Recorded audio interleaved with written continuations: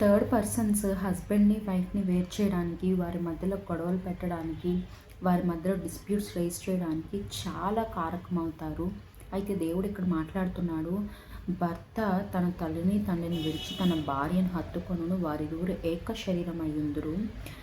మనుష్యుడు దేవుడు జత చేసిన వారిని మనుషుడు వేరుపరచకూడదు అని దేవుడు మాట్లాడుతూ ఉన్నాడు. మరి నీవు ఏం చేస్తున్నావు అంటే, ఒక హస్బెండ్ వైఫ్ మధ్యలో నువ్వు డిస్ప్యూట్స్ రావడానికి నువ్వేమైనా కారణం అవుతున్నావా?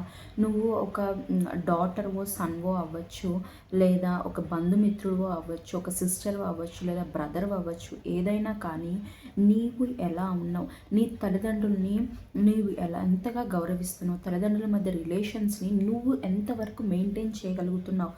ఒకరి మీద ఒకరికి చాడీలు చెప్పి నీకు కావాల్సిందేదో నువ్వు పొందుకొని వారిద్దరికి మధ్య డిస్ప్యూట్స్ రైజ్ చేసి, లేదా వచ్చిన డిస్ప్యూట్స్ని ఇంకా పెద్ద చేసి నీ సెల్ఫ్ స్వార్థానికి, సెల్ఫిష్నెస్కి వారి ఇద్దరి మధ్య గొడవని ఇంకా రైజ్ చేస్తున్నావేమో చూడు. అలాంటి వారు దేవుని దృష్టిలో శాపగ్రస్తులంట.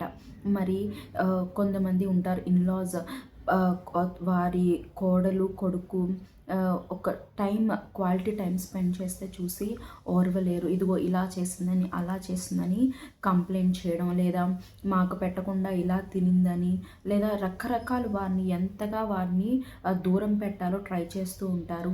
లేదా ఆమె ఒక్కతో కష్టపడుతుంటే మదర్ ఇన్ లా హెల్ప్ చేయకపోగా ఇంకా ఆమె మీద ఆమె భర్తకి ఎక్కించి చెప్పడం, ఇంకా కొట్టమని వాళ్ళని ఇంకా ప్రోత్సహించడం. ఎంతమంది లేరంటారు ఇలాంటి వారిని.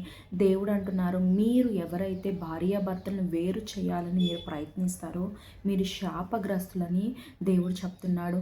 మరి ఎప్పుడైతే నీ బిడ్డల మధ్య సఖ్యత, నీ కోడల్ని కూతురుగా నువ్వు ఎప్పుడైతే ప్రేమించగలుగుతావో, నీ అల్లుడిని కొడుకుగా నువ్వు ఎప్పుడైతే ప్రేమించడం నేర్చుకుంటావో, అప్పుడు దేవుడు నిన్ను జ్ఞాపకం చేసుకుంటాడు. నువ్వు ఇతరుల మధ్య డిస్ప్యూట్స్ రైజ్ చేయడానికి నువ్వు కారకుడు అయితే దేవుడు నిన్ను శిక్షిస్తాడు. గుర్తుపెట్టుకో. నువ్వు ఎంత దూరమైనా నువ్వు అనుకోవచ్చు, ఒక డివోర్స్ వరకు తీసుకువెళ్తేనే నువ్వు వారి మధ్య డిస్ప్యూట్స్ రైజ్ చేస్తున్నట్లు కాదు. చిన్న విషయమైన, పెద్ద విషయమైన, వివాహం అన్ని విషయంలో ఘనమైంది కనుక అది చిన్నదవని పెద్దదవని ఏ విషయంలో అయినా ఒక హస్బెండ్కి, వైఫ్కి నువ్వు పోరు తెస్తున్నావంటే అది దేవుని దృష్టిలో నువ్వు మార్చేయబడ్డావు. నీవు పనిష్మెంట్కి రెడీగా ఉండాలి.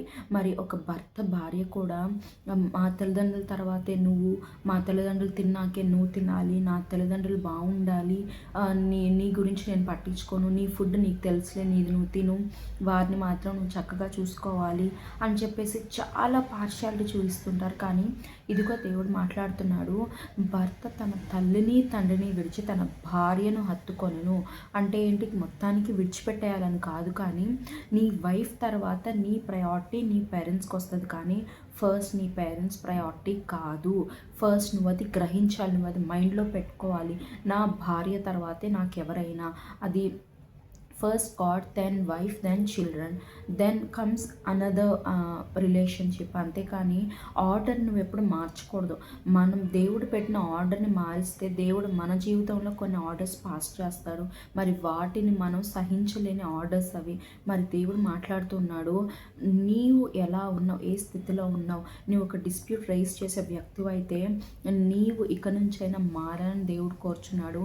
నువ్వు భర్తవో భార్యవో అయితే మీ మధ్య సఖ్యతను మీరు మెయింటైన్ చేయాలి. మీ రిలేషన్ తర్వాతే ఎవరైనా వస్తారు. ఫస్ట్ గాడ్, మీ మధ్యలో గాడ్ని పెట్టండి. దేవుడు సమస్తాన్ని సక్రపరుస్తారు, సమస్తం విషయంలో నెమ్మది కలుగజేస్తారు. కనుక మీ రిలేషన్ అన్ని రిలేషన్స్ కన్నా ముందు పెట్టండి. దేవుడు మిమ్మల్ని దీవించును గాక. ఆమేన్.